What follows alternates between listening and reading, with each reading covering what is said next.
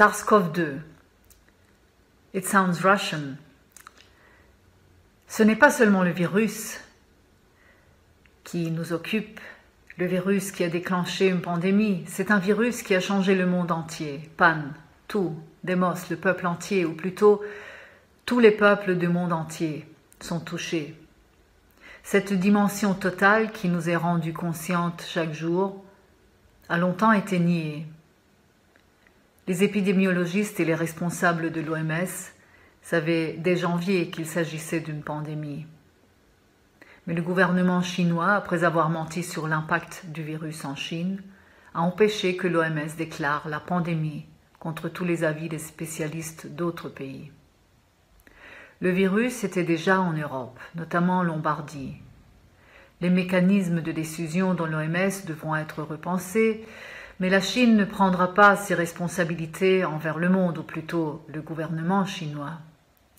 Rares sont ceux, d'ailleurs, parmi les soi-disant responsables, qui ont cédé sous la pression de l'opinion publique, et encore plus rares ceux qui ont cédé leur poste par pudeur.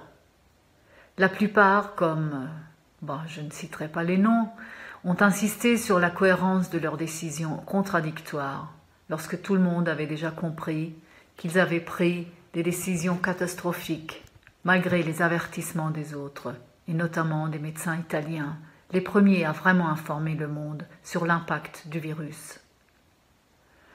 Le corona-négationnisme était cool, même chic, aussi en Grande-Bretagne, aussi en France. Il ne l'est plus, tellement le ravage est grand. Et pas seulement parmi les personnes âgées, les groupes de risque. Nier un danger ou une horreur massive est du registre de la dénégation.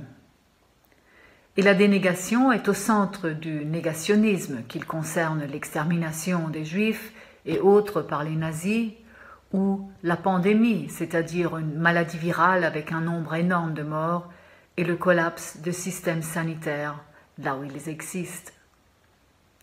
La dénégation, dans une situation totale comme l'a créé une pandémie, dans laquelle l'état d'exception est la règle, et le reste jusqu'au moment où le virus est parti, n'a rien de surprenant en fait.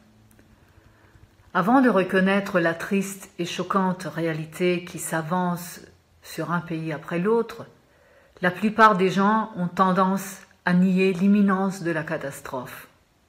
Le shutdown, la mortalité, le collapse du système sanitaire et surtout l'indécision quant à la fin du danger.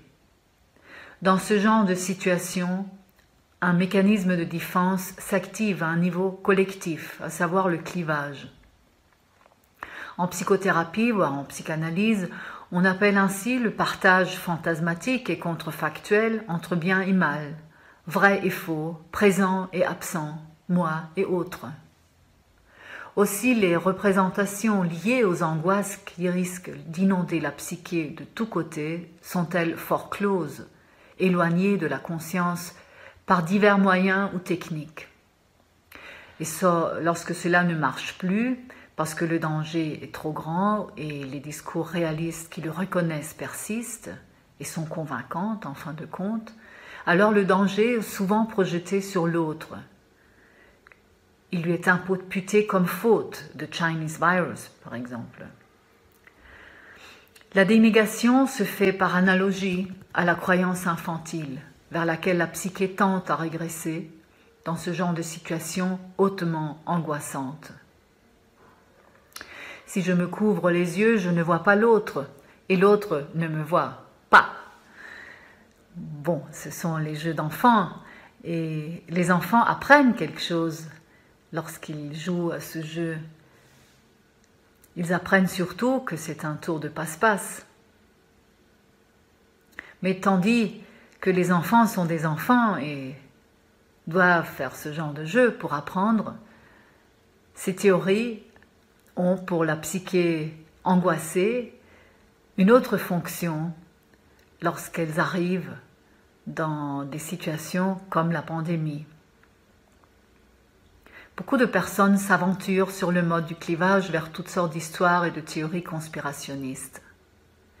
Ce genre de théorie a un effet rassurant Si, comme on le prétend par exemple en disant que la Chine a construit le virus pour empêcher la guerre civile à Hong Kong par exemple, alors la Chine aurait aussi le pouvoir de déconstruire le virus et la pandémie.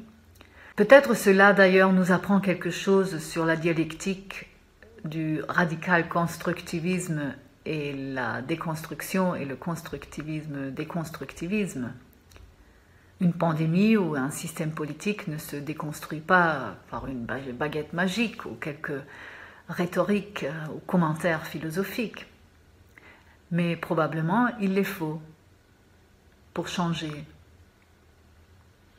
Il y a donc un contrôle technique sur la nature dans les théories conspirationnistes. Un contrôle fantasmatique, mais ce contrôle fantasmatique est un des piliers majeurs de notre religion technocratique.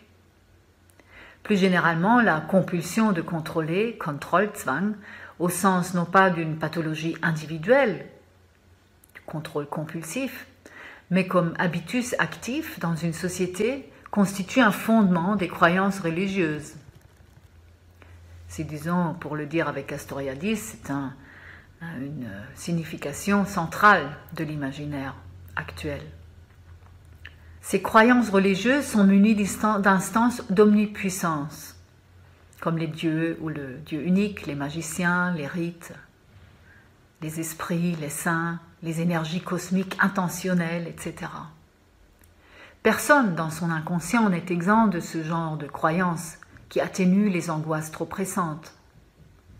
La même chose est vraie pour les miracles de la technoscience, à laquelle croient surtout ceux qui, inconsciemment ou de façon consciente, en espèrent la solution de tous les problèmes, globaux notamment.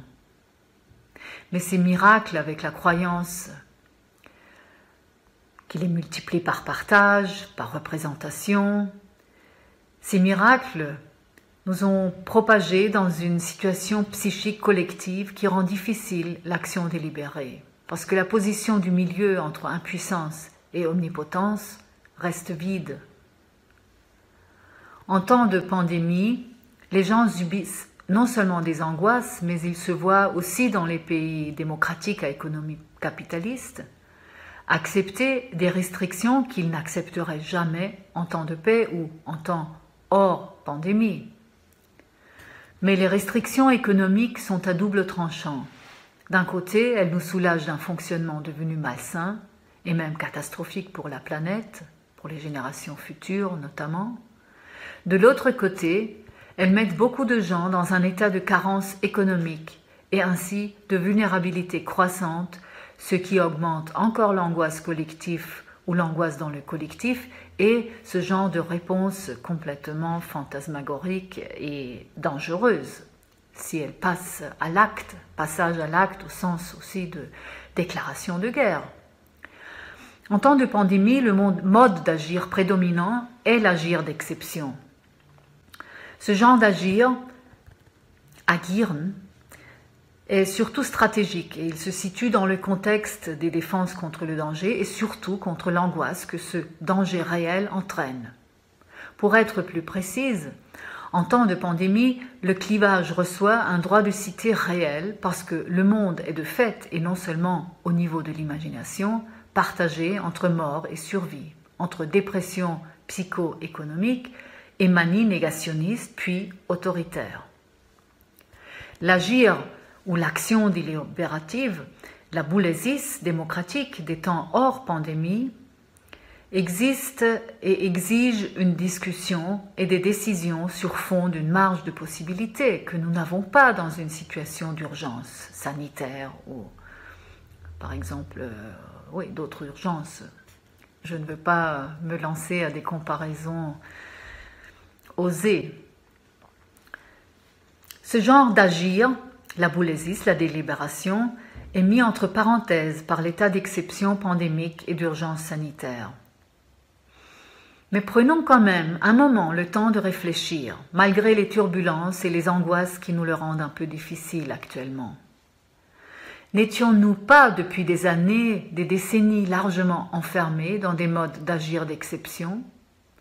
Les politiques capitalistes qui ont marchandisé tout et n'importe quoi avec l'effet de presque détruire les systèmes éducatifs et sanitaires qui sont au centre du bien commun de la Respublica, sans parler des systèmes qui satisfont le besoin général d'habiter un lieu décent et d'avoir à manger et à boire, une exploitation toujours plus rapide des humains et de la planète entière avec une traite des animaux ahurissante.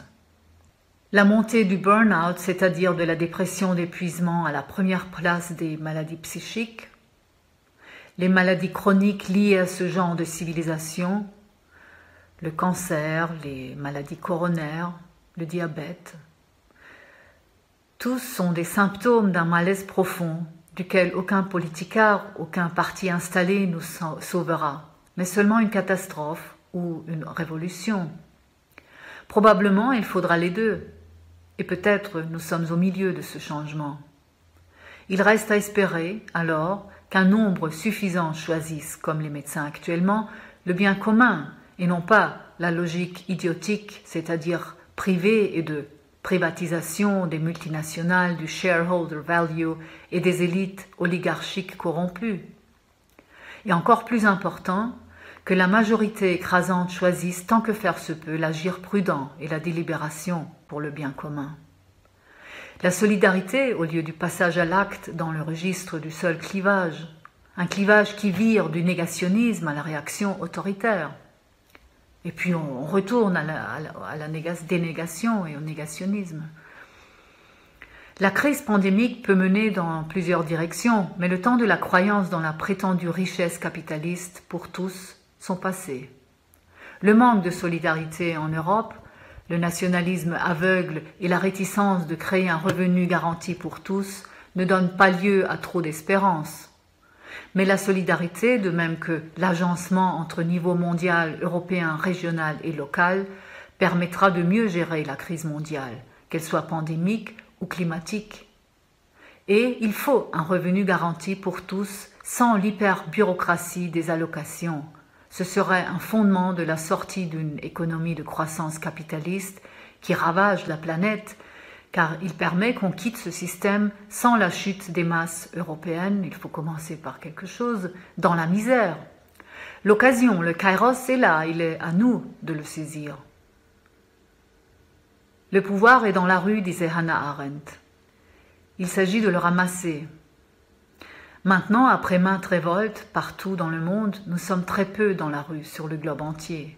Nous pourrions réfléchir sur le comment de cette saisie, au-delà des intérêts groupaux. Et pour finir avec Rosa Luxemburg, die revolutionärste aller Taten ist sagen, was ist. Dire ce qui est, la parésie, est l'acte le plus révolutionnaire.